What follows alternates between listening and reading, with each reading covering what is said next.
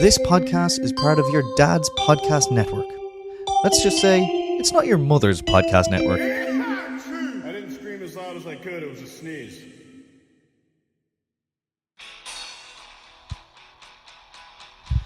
I'm on the road, play to hell.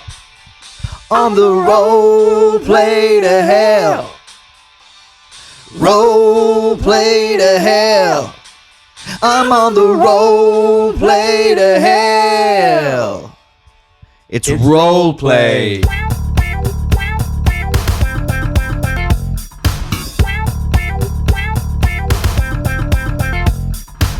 So, bro. Hey man, how's it going? 6'7", bro. I don't know what that means. Do you know what it means? Do you not know what that means? Is that the joke? Boomer. Is that the joke? You fucking boomer. You're 30. Millennial. Well, they don't know that. You're 30. I'm They don't 28. have to know that. Tommy, We're both 28. We're both 28. Táisí Turca agus Tommy Fihocht Mlíana Dísh. Yeah, actually, it is in our iconic bald cap song. So Yeah. our characters are 30 and 28, but in real life, I'm like 19-ish or something. Somebody commented on one of our clips and said they don't know if you are 45 or 25. Yeah. How does that make you feel? It makes me feel like they think I'm 35 Oh yeah, because that's directly in between those two numbers. but I think it's more of it's kind of saying that you could pass for either or. You have a kind of an ambiguous look to your age. That would be a compliment if the age range had my actual age either in the middle or the older half. Yeah. Like if they said you could pass for an 18 to 38 year old, I'd be like, nice. Yeah. Yeah. Because I am actually 30. So that means I look, for the most part, most of my passable playing ages are younger than my actual age. But no, most of my passable playing ages, according to that stupid fucking idiot of a commenter, are older. But 45? I don't look 45. But we do value any listeners and any fans of the content. But obviously, I keep commenting. But I think it's more like, I wouldn't say you look 35. I'd say you look younger than, I personally would say you look younger than 30. But I understand the comment. Like you distinguished kind of mature look, but at the same time handsome, sexy. But at the same time, you could be like a little baby boy, like. Okay. Well, I like the second part of that. Latch. No. But yeah, no. How do you feel about that? Do you know what I think it is? Happy enough. I think, yeah, look, you're grand. Like, it's fine. Water off a duck's back. I think, yeah, water down a duck's crack for sure.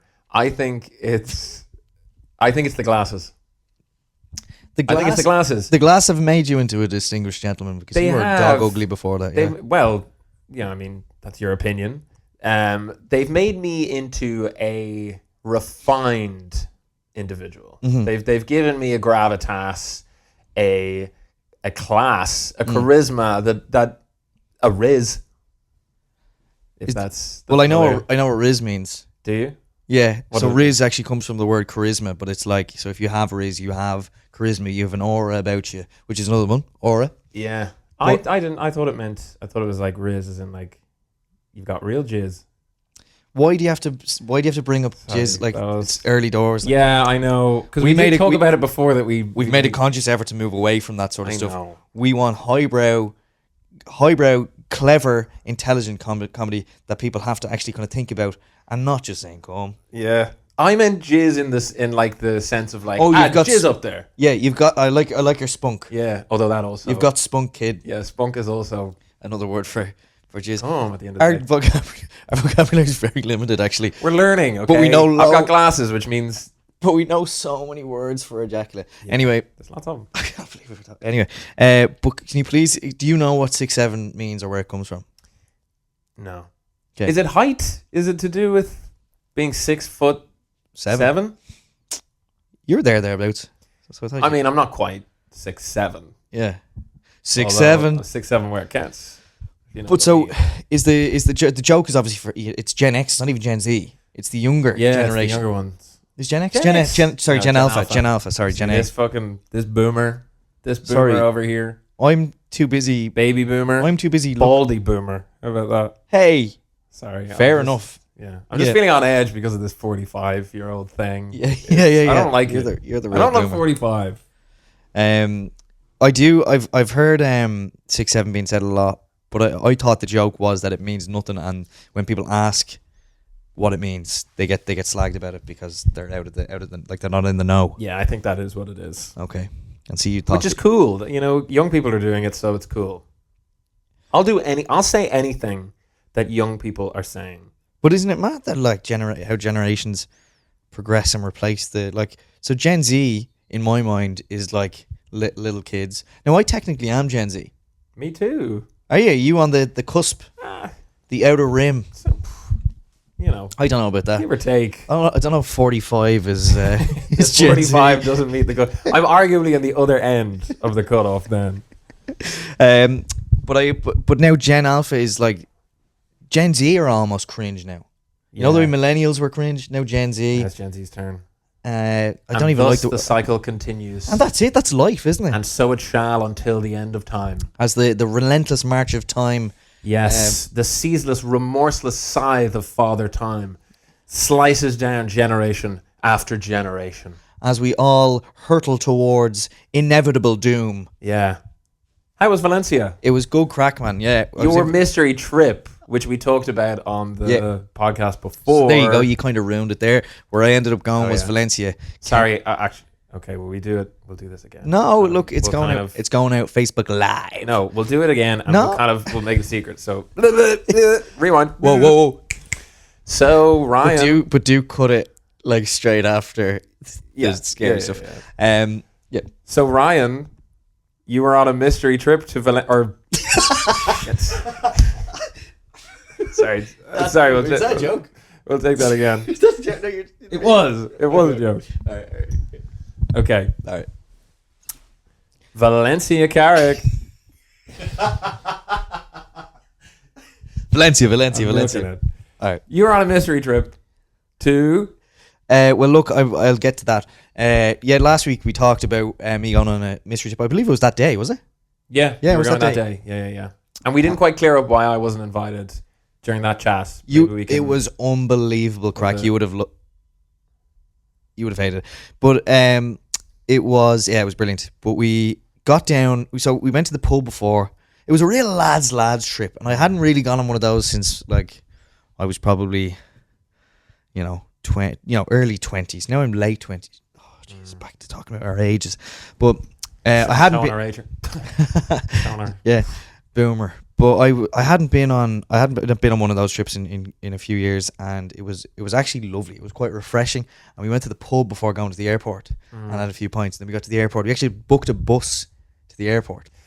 We only have so much time here. I don't want to rush you along, but you're like you're 45 seconds into this story and you're still on the way to the airport.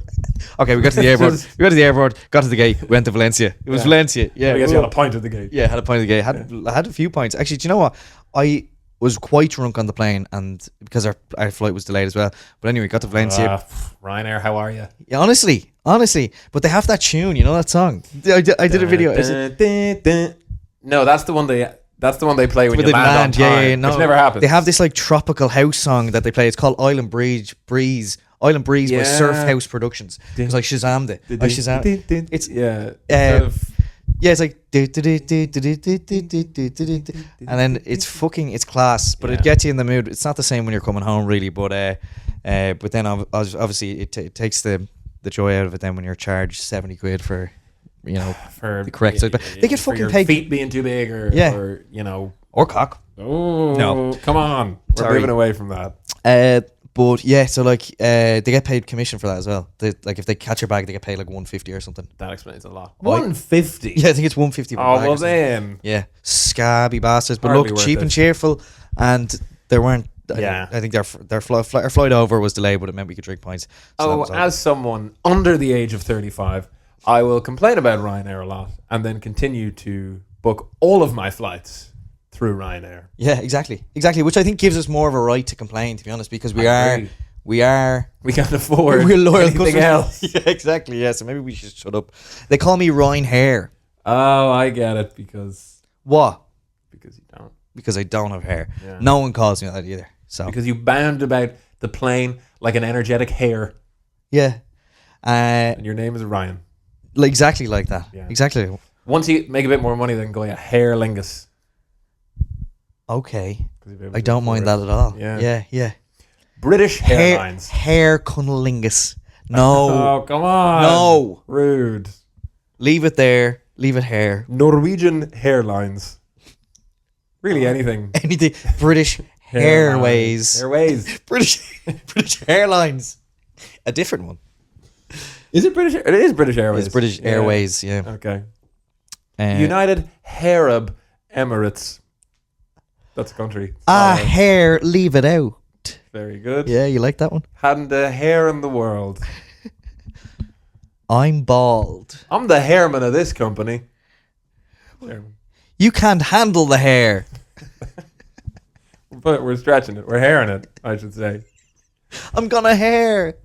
You are in the airport on your way to Valencia. How did you get on in Valencia? We haven't got to Valencia. That was brilliant. It was brilliant. 3 of the lads kept headphones on until they got off the plane, and the weather was lovely. It was like 29 degrees or something. So that was like I'd imagine that was a weird feeling, like where you get on a plane, don't know where you're going, you get off, and it's hot.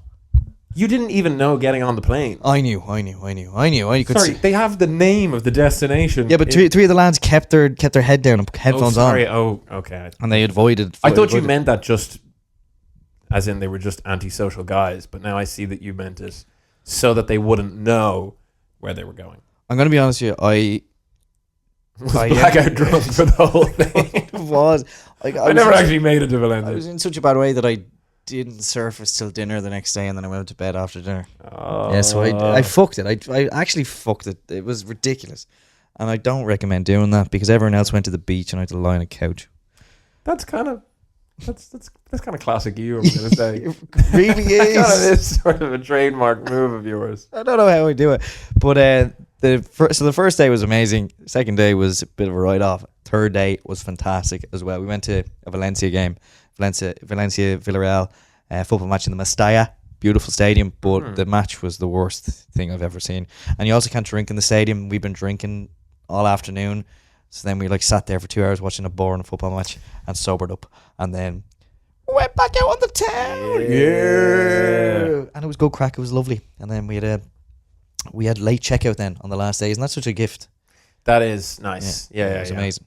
We had late checkout the next day, and then flew home, and it was absolutely wonderful. A great trip, and it's just nice to get out of the gaff sometimes and spend time with friends also. Totally, yeah. And maybe next time, one more seat. I don't know. I don't think we'll ever go away again, or ever again. I don't think I'll ever see anyone again. Okay. So you had your fun. Yeah, and that's all that matters. Yeah. And when you're over there, if you manage to get any stylish clothes, right? If you were looking kind of stylish, you could almost say you were wearing some Balenciaga. Oh, as in, yeah.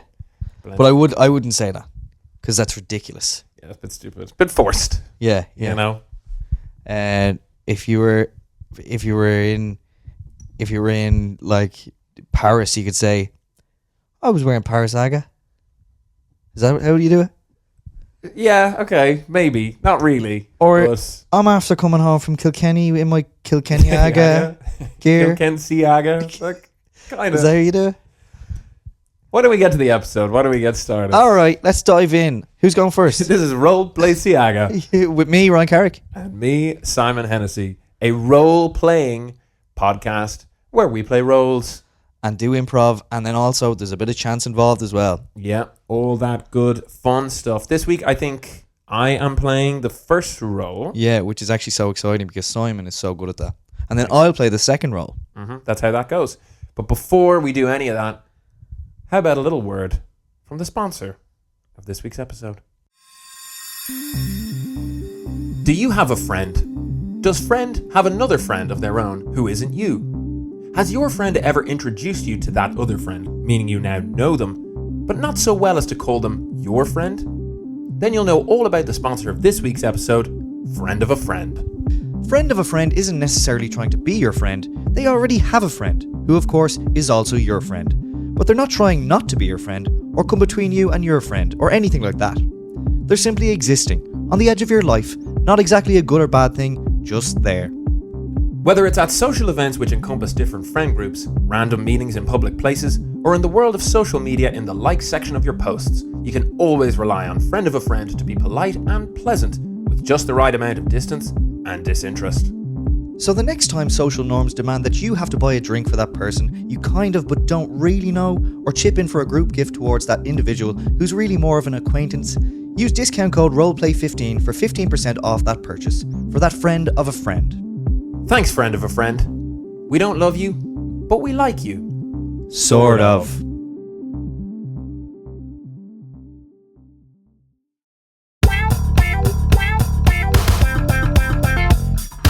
Welcome back to Roleplay. Today I'm joined by a man well known on the internet, especially for his videos to Denise pre-date night. It's Adam from Bumble. Adam, thank you so much for joining me today, man. Thank you for having me on your podcast, Roleplay, Ryan. Now, it is a little bit of a misfortune that it is a podcast I'm appearing on, because I believe that's primarily an audio medium, meaning that your fans will not get to enjoy the delicious visual treat that is my stunning good looks. But you can't win every battle, can you? No, you certainly can't.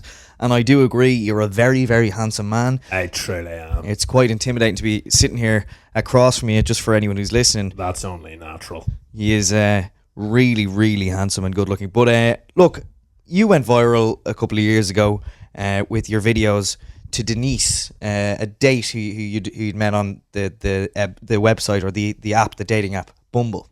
And I suppose you were just prepping for the night and kind of saying you were looking forward to it.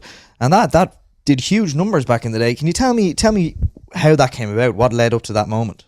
I certainly can't tell you. Okay. How that came about, Ryan, and that is what I'll do right now. Yeah, no, I know. Yeah, so I know, because I asked you the question. Will I do it? Yes. Okay, I'll do it. Okay. So, let me start back at the beginning, where it all began for me, Adam from Bumble.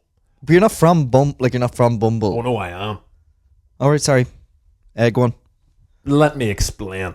Because you're not the first person to be confused by that particular moniker. Why introduce myself as Adam from Bumble? A lot of people erroneously believe that it is simply a reference to the fact that the women who I converse with I met on the app Bumble. No. I was actually not born as most human beings are, but rather designed by Bumble to be the perfect man. A test tube baby to drive you crazy if you in this instance happen to be a woman who is attracted to northern himbos, which is every single woman. So that is how life began for me in the lab back at Bumble. But I grew tired of the lifestyle there, so I managed to escape by charming one of the Bumble nurses into releasing me into the wild. What happened next? I found myself living with this, what I can only describe as lanky streak of piss by the name of Simon Hennessy. He's awful. He really is a cunt who shares none of my extraordinary attractiveness. I would have thought she looked quite familiar, or at least kind of similar. You would have thought very wrong, Ryan. There is not a single piece of resemblance between the two of us. All we shared in common was a living space, and for some reason a phone. Okay, so we shared a phone, and so he leaked. He leaked that. Sorry, I just want to go back. So you were made in a lab, and it was a sort of Florence Nightingale situation, where you did you seduce a nurse to let you go? Were you supposed to stay in that facility? I was supposed to stay in that facility and continue to be tested upon in order to discover even more about the perfect specimen. But my particular nurse, you mentioned Florence Nightingale. Prior to me, she would have been more of a Florence Tightingale, but I certainly loosened her up. You sorry? I loosened her up in a metaphorical sense. Oh, so you broke in any sort of with my good looks. Yeah, with my stunning good looks. But she was uptight before that. She was uptight before that. Yes, Okay. that's what I was getting at. All right. And then, then you met Simon after that. And I met this puny little loser, Simon, and I ended up living with him and sharing a phone. But what happened was, it was my common practice to send little videos of myself to any of the many women with whom I would go on dates. And it just so happened I was all set to go on a date with a tasty little piece from Dublin called Denise. Yeah. I was looking forward to our date at 8, and I relayed this to her via video. And what did this little poop, Simon Hennessy, do? Poop? Oh, pup. Yeah, or poop. Yeah, okay, yeah, either is fine. Fine, yeah. He's a prick. He leaked that video to the world to enormous acclaim. Yeah. Which is not surprising, because what a treat for the people of the world to have my simply sumptuous feature staring up at them out of their phone screens. I remember coming across it, and then I remember coming across it, you know? Yeah, no doubt you were aflame with desire. I was indeed. Looking at it. I was. And yeah, look, it is tough to kind of look into your eyes, because I feel like I am going to just sink right in. But I suppose, what was going viral like for you then? What was that experience like? I will tell you what it was like, Ryan. You have asked me what was that experience like, and now I am gonna tell you. You're gonna tell me, yeah, because I asked a question. You asked me the question. Here comes the answer. Okay, you can just answer the question. But anyway, that's exactly what I'm gonna do. I'll stop talking, because the more I talk, then the more you kind of respond to what I'm saying. So you've spoken. Yeah. Now I shall do the same. Okay. The experience of going viral was terrible. Terrible? Awful. Why? It ruined my previously serene, beautiful life. And I will tell you why, Ryan. What I'm about to do is tell you the reasons why it got terrible, which is the thing that I said before. The reason it got terrible is because the level of attention that I received from women, which was already at a significant rate, went through the roof. I could through the roof. Through the roof. Yeah, well said. Okay. Well said. Okay. And now it's time for me to say some more things. Fuck. Previously, it was a manageable level, but now, both virtually and in the physical world, I found myself inundated with attention from women, and there was nowhere I could go to escape them. Nowhere for a moment's respite. Nowhere for a moment's respite for me. I would try and hide out in the Bermuda Triangle, but the brooding angle of my stunning cheekbones would make those women fly themselves through danger towards me. Amelia Earhart going after my heart, let me tell you. I would try and hide out in the Amazon rainforest, but even the indigenous tribal woman of that area would be attracted by the dense undergrowth of my hair on my head, on my chest, and indeed in my pubic area. I would try and hide out in the Sahara Desert. Okay. But women would become nomads seeking out my sun-kissed tanned skin and the oasis blue shine of my eyes. There was nothing I could do, Ryan, to escape these women. They hounded me, and they continue to hound me to this day. Well, look, despite your incredible good looks and your talent in using landscapes as puns and comparing them to your looks and situation, how are you going to go about resolving this situation? How do you move forward? You have asked me how I'm going to resolve this I've asked you situation. I've asked you the question. That is a question asked by you. Mm-hmm, mm-hmm, yeah. The following words are an answer provided by me in response to a question previously asked by me. Yes, you guessed it, you. Me, yeah. Which is probably 2 minutes ago now, yeah. Mm-hmm. Here's how I'm going to do it. Yep, in your own time. I have decided the only solution, and I cannot even believe that I am saying this, Ryan. Never did I think I'd be saying this word in my whole life. I have decided that the only solution, is for me to get married. Married? Married. Are you saying married? Yeah, married. Okay. Okay, yeah. Good, yeah. Settle down. Settle down, find. I'm gonna settle down. Like count it down. Settle down like counting down, yeah. But let me tell you. Okay. There are not many women worthy.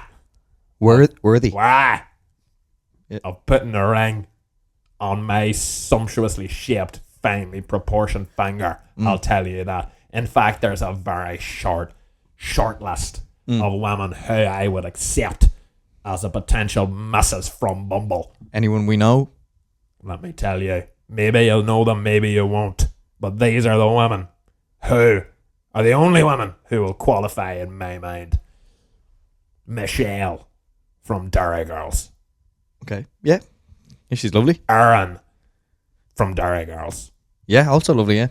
Claire from Derry Girls. Oh, so it's a Derry Girls cast, isn't it? Orla. Yeah. Orla from Derry Girls, yeah. Or, and this would be my own personal first choice should she become available, Sister Michael from Derry Girls. Siobhan McSweeney. She has a certain something about her, let me tell you. Okay, you're a big fan of Derry Girls, obviously.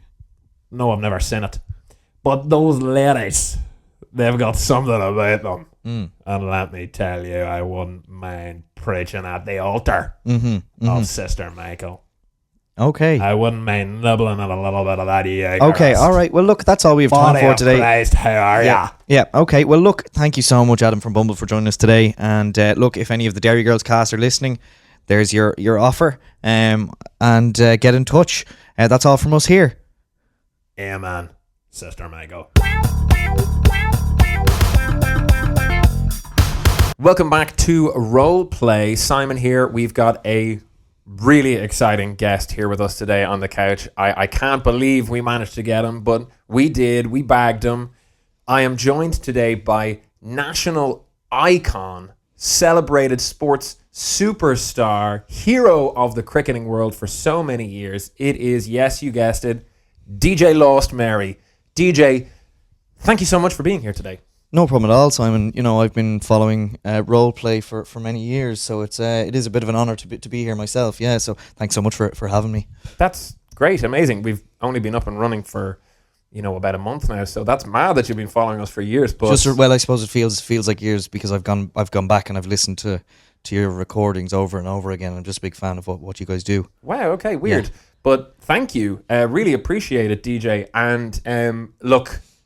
You're not here today to talk about your incredible sporting career, although I'm sure we could spend hours on it. Yeah, but I played cricket for 20 years. Yes, cricket was the sport that you played. It was, and cricket being one of the bigger sports here in Ireland, with a bat and a ball. A bat and a ball, you can't beat it. Once I'm out there, on the cricket pitch, which I think is what you call it.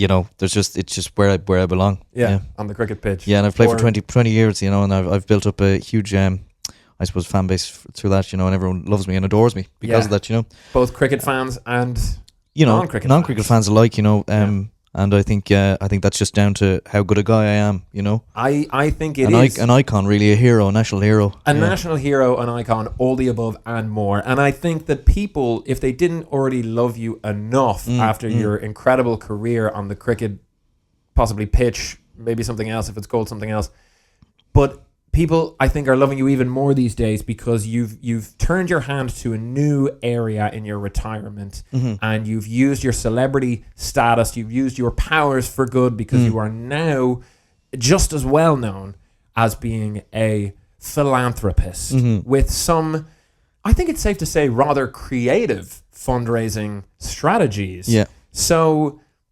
while you're here with us today, why don't you talk us through a little bit about maybe why you decided to get into philanthropy and what some of those somewhat zany creative fundraising strategies are. Yeah, well, look, thank you so much. You mentioned me using my powers, and that's right. I'm a very powerful man from being a national hero and cricket. in cricket. And I've built up a great network and I've made some great contacts over the years and stuff like that. So people do respect me and appreciate me and love me, really. And have a lot of admiration and adoration. You. Well, I know you do, Simon, and I'm a big fan of your stuff. I've been listening to you for years. But look, I needed to get some funds, get some money together, and there was certainly there were many ways to do that.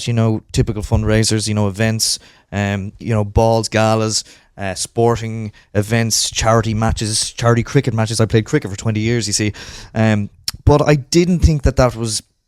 These events, they're not as effective as you would think. So I decided to kind of think outside the box, outside the kind of cricket box. I think that's a thing in cricket, and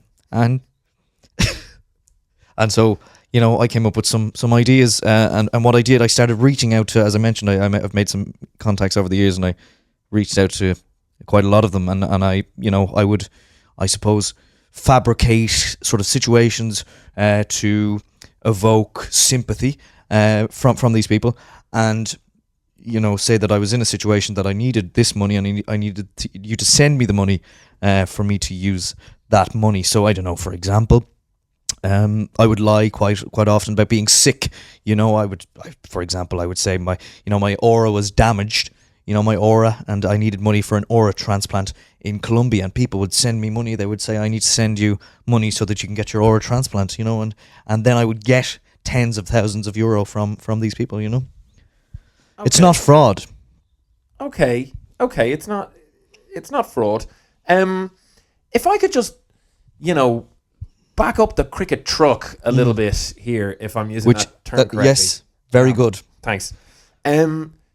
You said there, you used the word fabricate and you used the word lie. So I just want to maybe. I suppose it was an innovative, creative way. You used the word creative, very like a sort of how I would make up these kind of these fictional tales of my woes and misfortunes. Like for example, I told one lady I had chronic jazz hands. And I said I had to get. Do you have chronic jazz hands? Well, no, that's not a real thing, Simon. Chronic jazz hands. Before, but I didn't. Chronic jazz hands. Yeah, look, I can't stop shaking my hands. Doesn't sound real, but I just wanted to give you the benefit of the doubt. It's not real. So I said I had to go to Germany for a hand transplant. And this woman, this lady, gave me 50,000 euros. 50,000 euros. It's as easy as that. For a chronic jazz hand transplant. Mm-hmm. Yes. That's crazy. Yes, I said in cricket, a lot of former cricket players suffer with chronic jazz hands from the wicket, but this woman believed me. It was ridiculous. So she sent me 50,000 euro on Revolut. Another time I said I'd mild to severe elbow confusion to another man.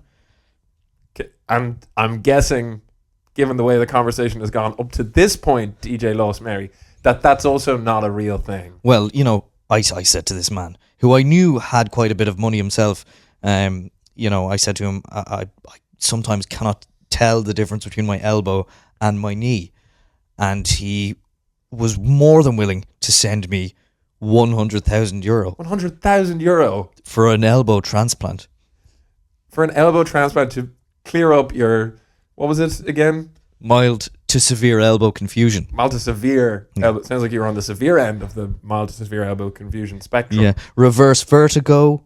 I'm dizzy unless I'm upside down. Revertigo, maybe? Revertigo. Sure. That's exactly what I call it. 150,000 euro. I got 20,000 euro off someone, I told them I had low self-esteem.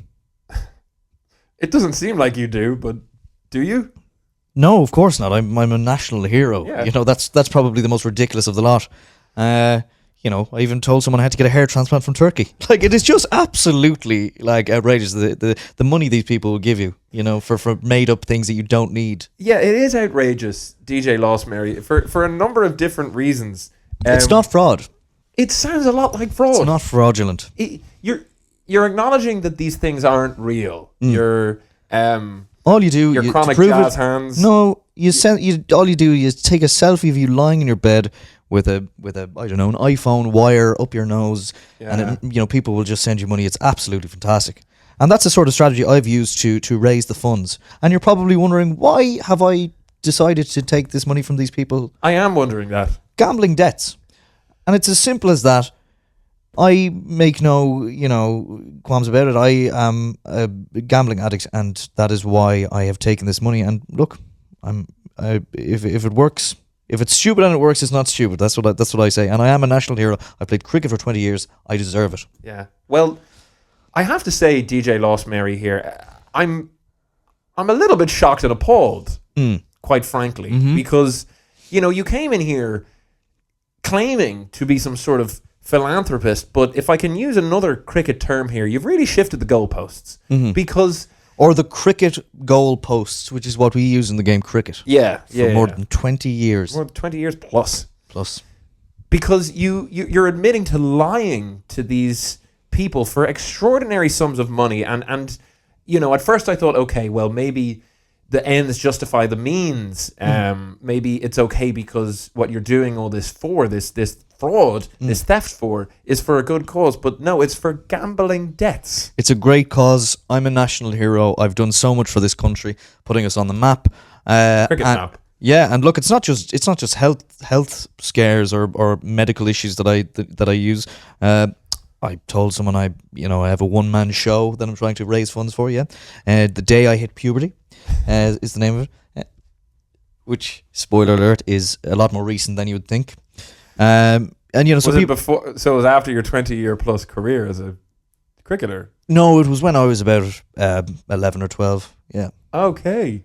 Wow. Yes. So anyway, look, that's it. Is the show real? Can I just? The show's. Try and give you one last shred of credibility here. No, the show's not real. The show's not real.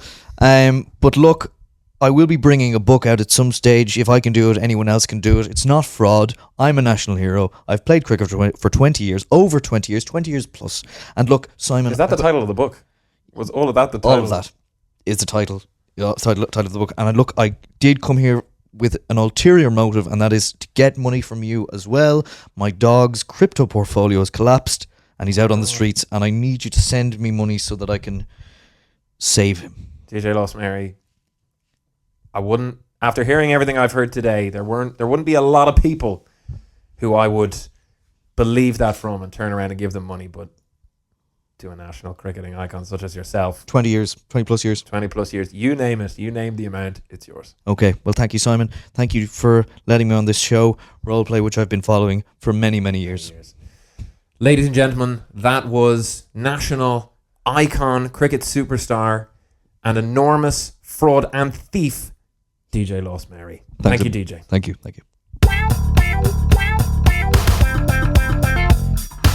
DJ LostMary, what a crook. Yeah, look, it is fraud, like. But what a cricketer. Unbelievable. Do you remember 2012, when you said... Well, both of them were when good. He knocked it out of the cricket box. Oh, my God. He did a home run. Okay, all right. Yeah, I'm good at that. And also... Adam from Bumble, great to hear from him. What an absolute icon as well. Who knew there was so much story there? Yeah, the lore there is. Didn't love what he had to say about me. He had some very strong words about you. I did try to stick up for you. I did call you prick. Once. You agreed with him quite a bit. He's very, very persuasive, and I would have done anything he wanted. Yeah, well, that's fair. He's pretty damn handsome. Yet and it tonight. That's pretty good. I feel like I'm here in the room with Adam from Bumble. You are. In many ways, I am. Well, look, now it's time to roll that motherfucking dice. Yes. Guys, the show is called Roleplay, ROLL, because we don't just play roles. We also roll the dice because you have sent us your sketch scenarios. We've corresponded them to the numbers 1 to 6. We roll the dice, and whichever one it lands on, that's the sketch we do. Those are the roles that we play. Is that so hard to follow, guys? Why can't you all just understand that? Yeah, are we just going to have to explain this every single episode? Maybe we will. We probably will. But it's a great concept, and you all love it. Yeah, you do. And you're about to hear us roll that dice and see which one we land on. Let's do this. 5. 5 is 2 jewel thieves think they're breaking into the Louvre, but it's actually the loo. Oh, yeah, topical. Yeah, topical stuff. I like that. Do you like that? I like that. I'm gonna do it. I'm gonna say oui. Oui, monsieur. Oui in every sense of the word. Yeah, because it's sort of a loo situation. Crown jewels. Right. We ready to go? Yeah, let's go. Don, don, don, don, don, don, don, don, don, don. Oui, oui, oui, oui, oui, oui. Sacré bleu. Allez le bleu. Allez le bleu. Mbappé. C'est moi, Robert de Robert. Et c'est moi, Tiff, le Tiff. Thief is not a first name. It is now. Who named you Thief? My father. He really was subjecting you to a life of crime with a name like that. I apologize to to any French people who are listening to this. For your father's disrespect in not choosing a traditional French name like Robert.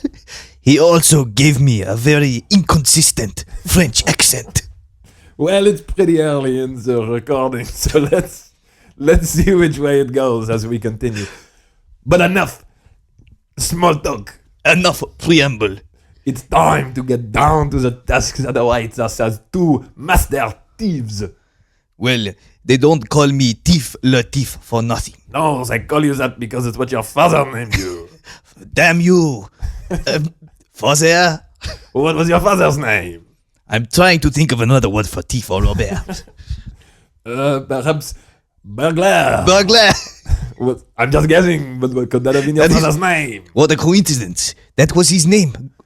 Burglar, le burglar. Oh, so he had a different surname to you. Yes.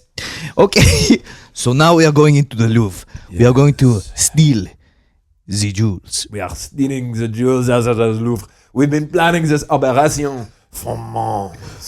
So many months. We have been no time to do our usual activities such as going to the top of the Eiffel Tower. And going to Champs-Élysées. Yes, or going to l'Arc de Triomphe. Which we do every day, but not during preparation for this. For this project. For this particular endeavor. No, we have been so focused on our master plan of breaking into the Louvre to steal the jewels. And part of my plan, so nobody would recognize me, was to change my accent to Irish. How does this sound? Oh my God, Thief le Thief. You sound like Thief McThief. Yeah, my name's Thief McThief now, if anyone asks. That's very good. Thank you. But you keep your accent, okay, because yours is good. All right, I will continue to be myself, Robert le Robert. Okay, well, I'm after cutting out a hole in this wall here that we can go through that brings us right into the chamber where the jewels are kept. Yes. Good move, Thief McThief. Thank you, Robert le Robert. Yes. Okay. Oh, you're cutting the hole. I thought you said you'd already cut the hole. I'm doing it again. You're just making some noises with your mouth. Yes. All right, here we go. I'm pushing the hole.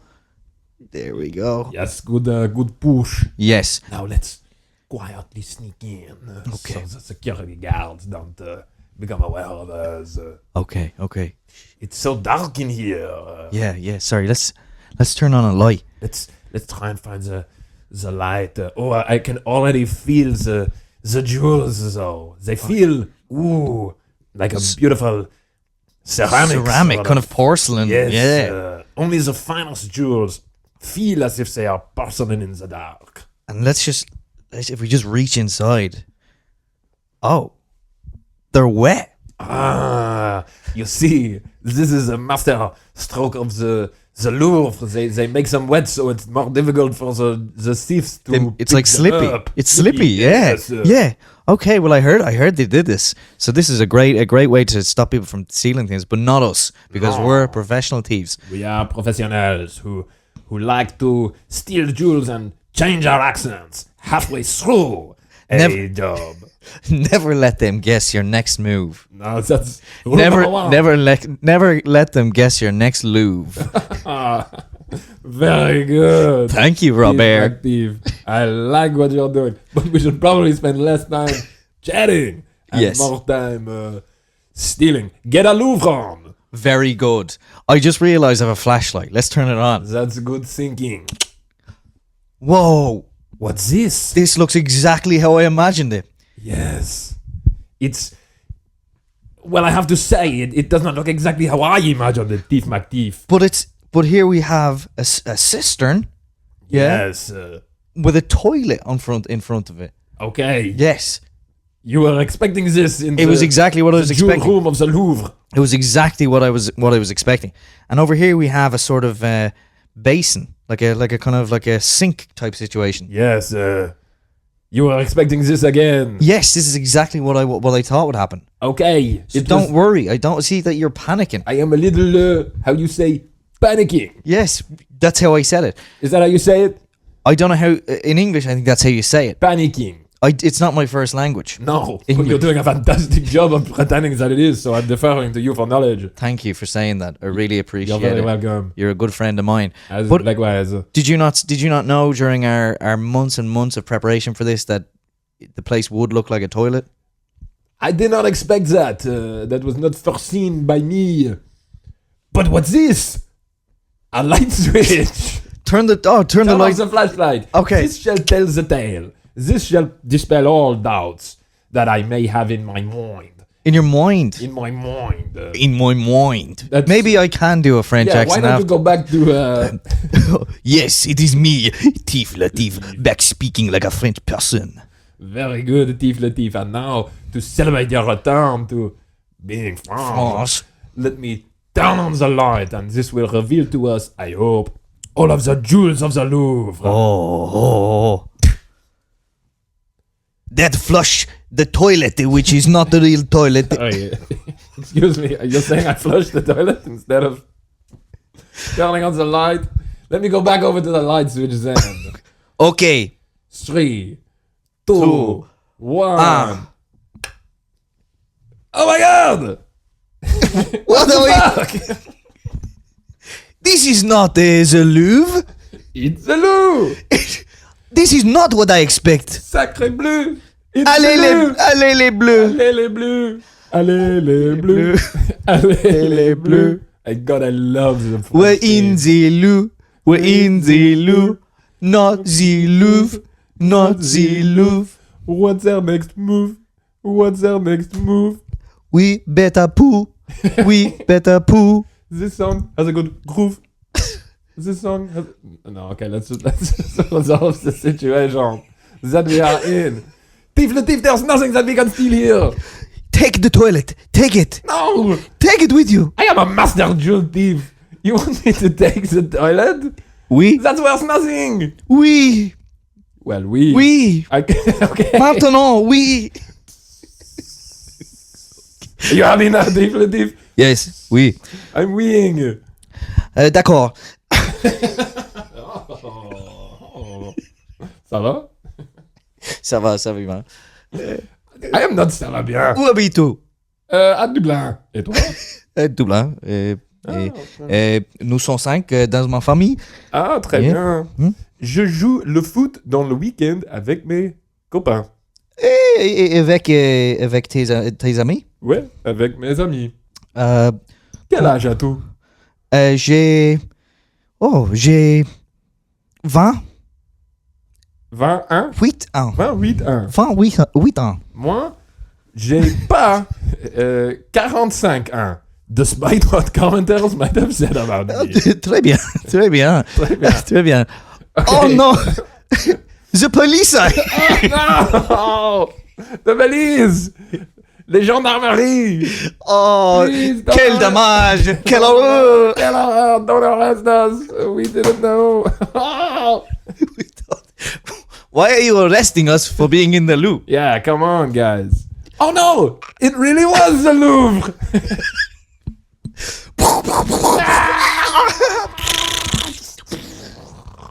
We are Zed.